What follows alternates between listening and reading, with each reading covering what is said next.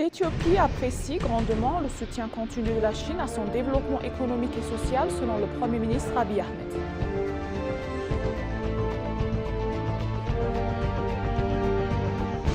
La maire Adané Tchabébé souligne la nécessité d'une gestion urbaine efficace pour un développement inclusif.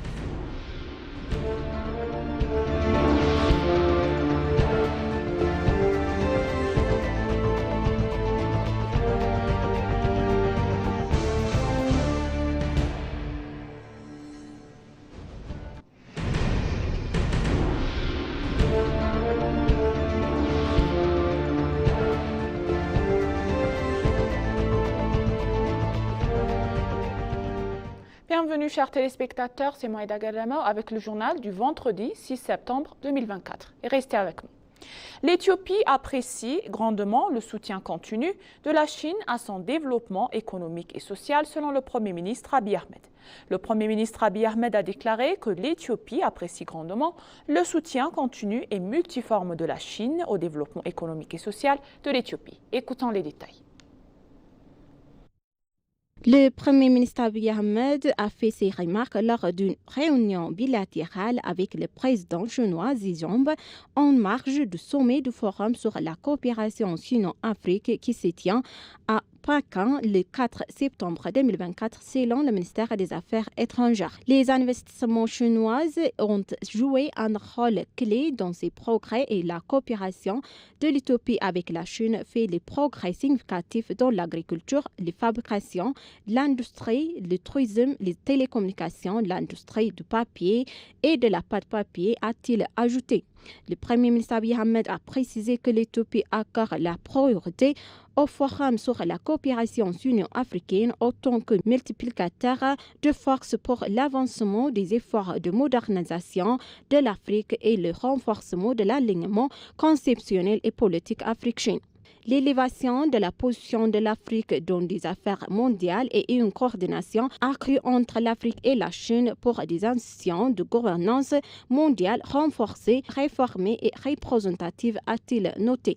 Il a également exprimé que la volonté de l'Éthiopie de mettre en œuvre rapidement les trois positions chinoises pour l'industrialisation, la modernisation agricole et le développement de talents à l'Afrique axé en août 2023. Le Premier ministre Abiy Ahmed a également salué la politique consistante de la Chine envers l'Éthiopie qui démontre l'égalité, le respect mutuel et les avantages. Le président Xi Jinping a pour sa part déclaré que les relations éthiopiennes et chinoises sont un exemple de coopération amicale entre la Chine et l'Afrique. Il a ajouté que depuis longtemps, les deux pays se soutiennent mutuellement et pour préserver leurs intérêts fondamentaux respectifs, le président a assuré la volonté de la Chine d'élargir la coopération pragmatique entre les deux pays et d'aider l'Éthiopie à tirer parti de sa force autant que plaque tournante régionale et de transport pour établir un réseau de transport. La Chine est disposée à renforcer la communication et la collaboration avec l'Éthiopie au niveau régional ainsi que dans le cadre des Nations Unies et des BRICS pour défendre conjointement l'équité et la justice internationale, a ajouté le président chinois. Les forums des participants urbains africains visitent les parcs de Friendship et de l'Unité. Les participants du parc du Forum urbain africain ont visité hier les nouveaux sites touristiques de l'Éthiopie, les parcs de Friendship et Unity à Addis Abeba. Addis Abeba organise depuis 3 jours le premier forum urbain africain où des participants dont les hauts fonctionnaires sont issus de tout le continent. La visite a été déterminante puis mettre en valeur le rôle essentiel qui jouent les espaces publics dans la transformation de la ville, favorisant ainsi des communautés inclusives et dynamiques. Les participants ont souligné que ces parcs sont essentiels pour créer des environnements urbains cohérents à travers l'Afrique. Le Forum révolutionnaire se tient sous le thème urbanisation durable pour la transformation de l'Afrique, c'est-à-dire Agenda 2063, visant à révéler les défis et les opportunités du développement urbain en Afrique.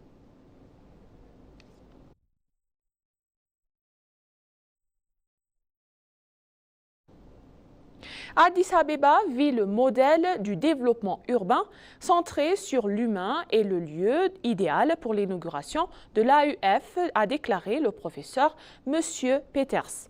En accueillant le premier forum urbain africain, Addis Abeba a mis en valeur son rôle de ville modèle pour le développement urbain centré sur l'humain, a déclaré le professeur M. Edgar Peters, le directeur du Centre africain pour les villes. Samra Godada, les détails.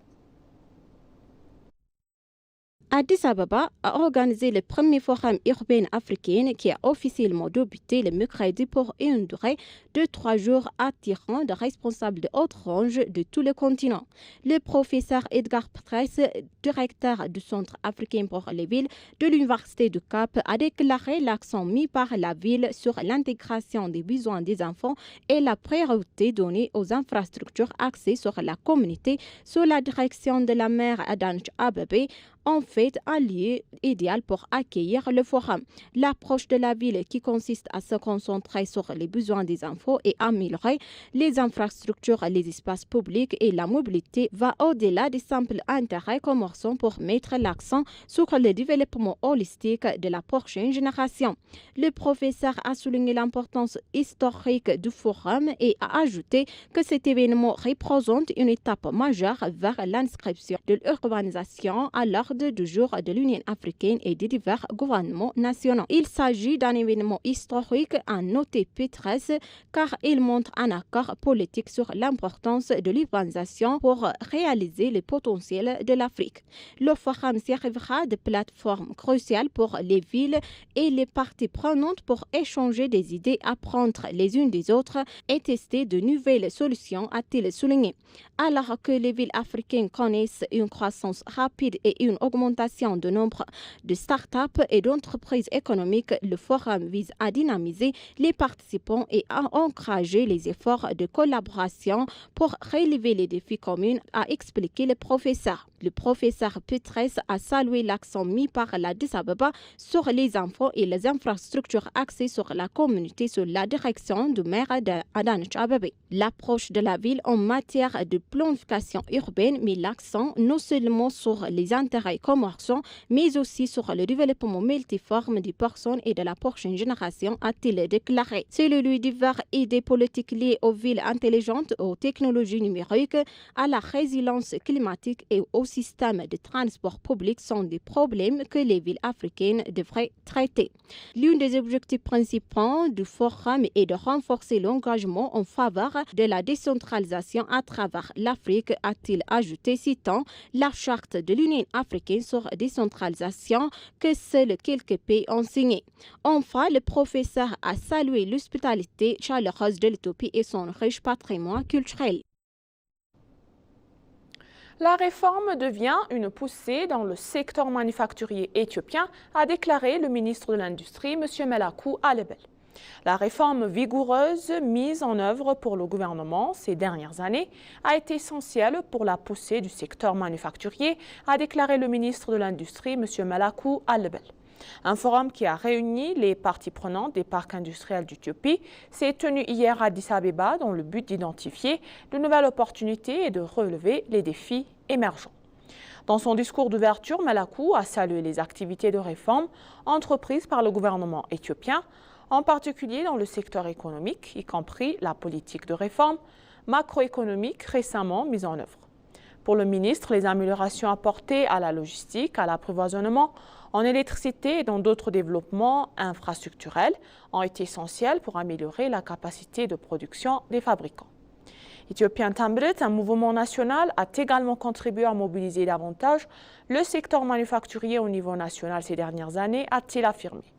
Ainsi, les services manufacturiers de base se sont améliorés suite aux réformes entreprises au cours des 6 dernières années, a noté le ministre. En conséquence, le secteur enregistre une croissance annuelle de 10,1% grâce à la réforme.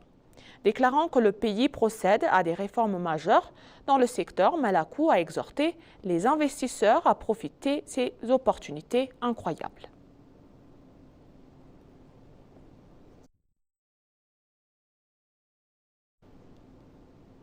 La maire de la ville d'Addis Abeba, Adanecha Abebe, a souligné le potentiel transformateur d'un gestion urbain efficace pour parvenir à un développement inclusif.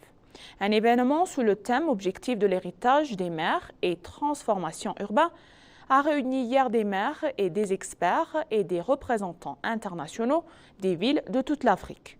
Au cours du forum, les participants ont partagé leur expérience et leur stratégie de développement urbain. La maire Adanecha Abebe a souligné le besoin urgent de relever les défis auxquels sont confrontées les villes africaines, notamment la pauvreté, les infrastructures inadéquates et la pénurie de logements. Elle a souligné qu'une gestion appropriée pourrait ouvrir la voie à la rupture du cycle de la pauvreté et à l'amélioration des conditions de vie urbaines. En gérant efficacement nos villes, nous pouvons faire du développement inclusif et une réalité, a déclaré la maire Adanecha Abebe.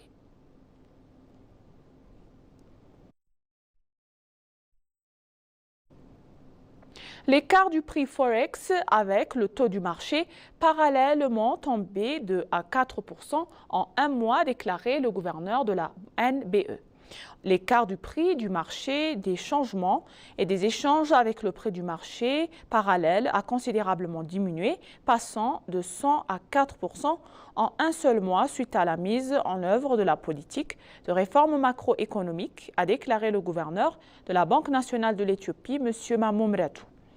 Au cours de la cérémonie de lancement d'une nouvelle initiative qui vise à promouvoir le flux de transfert de fonds aujourd'hui, M. Mamou a déclaré que diverses mesures dans la directive sur l'échange sont mises en œuvre pour stimuler le flux de transfert de fonds. En conséquence, la Banque nationale de l'Éthiopie a lancé une plateforme numérique appelée United pour stimuler de manière transparente le flux de transfert de fonds vers le pays.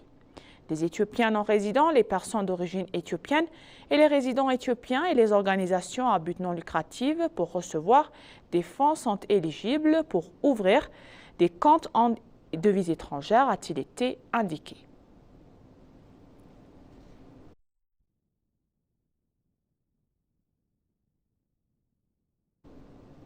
Pour conclure le journal, un économiste américain salue les coopérations sino-éthiopiennes pour revitaliser l'économie rurale éthiopienne.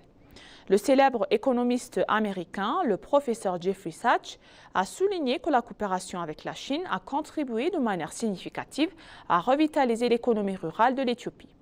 Le professeur Sachs, économiste international du renom, a rappelé son expérience lors de sa visite dans les zones rurales éthiopiennes au début de cette année et a observé les développements globaux de la nation est-africaine. Au cours de sa visite, M. Sachs a prouvé que la coopération de la Chine avec l'Éthiopie revigore les moyens de subsistance des agriculteurs ruraux pauvres d'Éthiopie.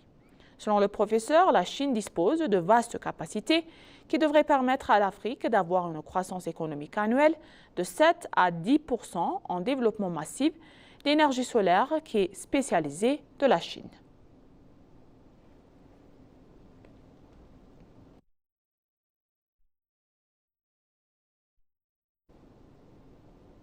Et maintenant, chers téléspectateurs, je vous rappelle les titres principaux.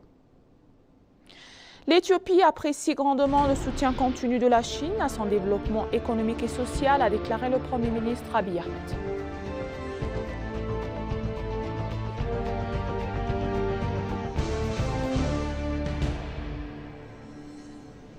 La maire Adanecha Abebe souligne la nécessité d'une gestion urbaine efficace pour un développement inclusif.